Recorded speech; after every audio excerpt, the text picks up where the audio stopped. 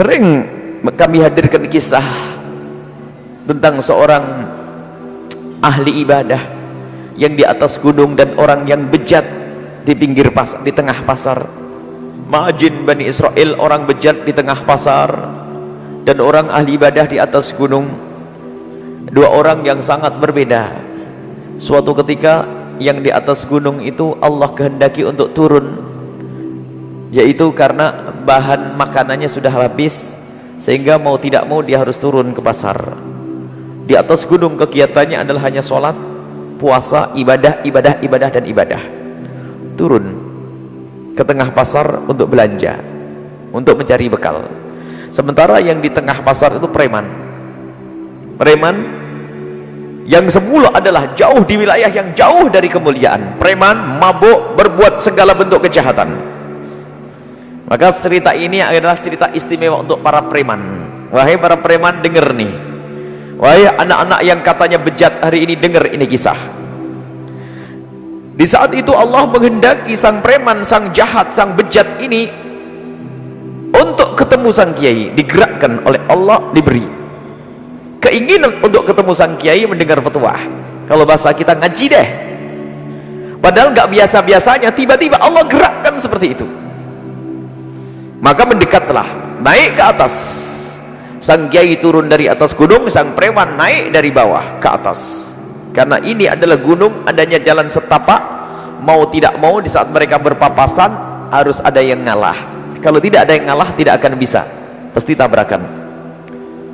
Sang preman yang katanya bejat dan jahat itu ternyata di saat melihat sang kiai di hadapan matanya dan di jalan setapaknya, terkaget. Ya, dikuasai oleh kekagumannya yang sudah tertanam di saat dia hendak pergi ke atas.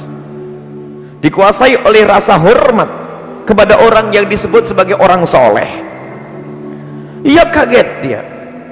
Begitu terkagetnya dan dikuasai oleh rasa kagumnya, ia tidak bisa bertutur sepatah kata pun, dan dia hanya bisa duduk di jalan setapak, minggir di jalan setapak, sembari ia mempersilakan kepada sang kiai untuk melewatinya. Silahkan sang kiai. Tapi sang kiai rupanya dia punya cara pandang beda, karena merasa dirinya adalah ahli ibadah. Ini adalah bab yang kedua nanti. Ini adalah orang sebagai ahli ibadah yang katanya adalah kerjanya ibadah, mendekatkan diri kepada Allah, akan tapi dia punya cara salah dalam memandang manusia. Dia memandang manusia dengan pandangan merendahkan. Makanya di saat melihat sang preman di jalan setapaknya, yang ada adalah kesombongannya. Ia tidak menegur sang preman, hendak kemana engkau? Tidak menegur sang preman, apa yang kau inginkan? Mau kemana? Mau ketemu siapa? Tidak.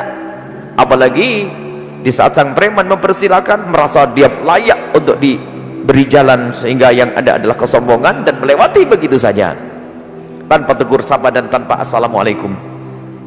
Sementara sang preman tetap dalam keadaannya yang sudah digugah oleh Allah untuk mendekat kepada kemuliaan, sehingga sang preman tetap memandang sang kiai dengan penuh kekaguman dan tidak kurang sedikit pun. Bahkan yang ada di dalam hatinya justru mencaci dirinya. Ia berkata dengan prasangka baiknya, orang alim ini benar-benar orang baik. Waktu saya mau ke atas saja kok diturunkan oleh Allah. Sepertinya dia tahu kalau saya mau ke atas. Jadi masih husnudzon itu, biarpun dia preman. Apa sabda Nabi SAW dalam kisah tersebut? Lihat, biarpun orang berada di kubang kehinaan, kemaksiatan, preman berbuat jahat, tapi ternyata di dalam hati masih ada kagum dengan apapun yang ada hubungannya dengan kemuliaan Islam, agama, orang ahli ibadah, ulama, maka orang ini bakal selamat pada suatu ketika nanti. Kalau sudah, biarpun orang itu kayak apa, tapi kalau masih lihat, dengar suara adzan, masih, biarpun mungkin belum sholat, ya adzan, memasuki bulan Ramadan, ulama ada hormat, pengajian gak ganggu. Mungkin dia tidak ngaji tapi tidak mau ganggu, dan mungkin di dalam hatinya ada rasa senang, bangga, oh ada pengajian, syiar. Bahkan biarpun itu tidak syar'i kadang-kadang, tapi di dalam hatinya masih ada bangga dengan Islam, itu bakal selamat orang itu. Ibu-ibu di kampung, bapak-bapak di kampung, lihat, Pemain bola aja namanya Islam saja, biarpun tahu nggak tahu kalau itu Islam itu sudah ada itu. Jangan nonton bola, bukan ngajari nonton bola ini. Ini satu contoh. Jadi ada kekaguman dengan bentuk kemuliaan atau sesuatu yang ada hubungannya dengan kemuliaan, itu berarti telah dikeluarkan oleh Allah dari wilayah yang menjerumuskan tadi, mulai mendekat ke wilayah yang kedua. Jadi wilayah yang pertama ini Masya Allah ada orang yang benci. Kalau sudah orang benci, mengganggu, ada pengajian, apaan tuh, susah, itu susah dibenahi. Ulama merendahkan,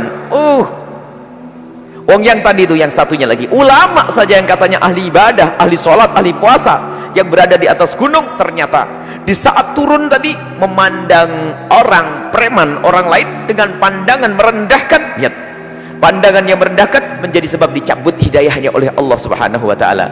Sementara sang preman yang katanya jahat, ternyata di dalam hati masih ada kekaguman, hormat kepada sesuatu yang ada hubungannya dengan Islam, Allah akan beri hidayah.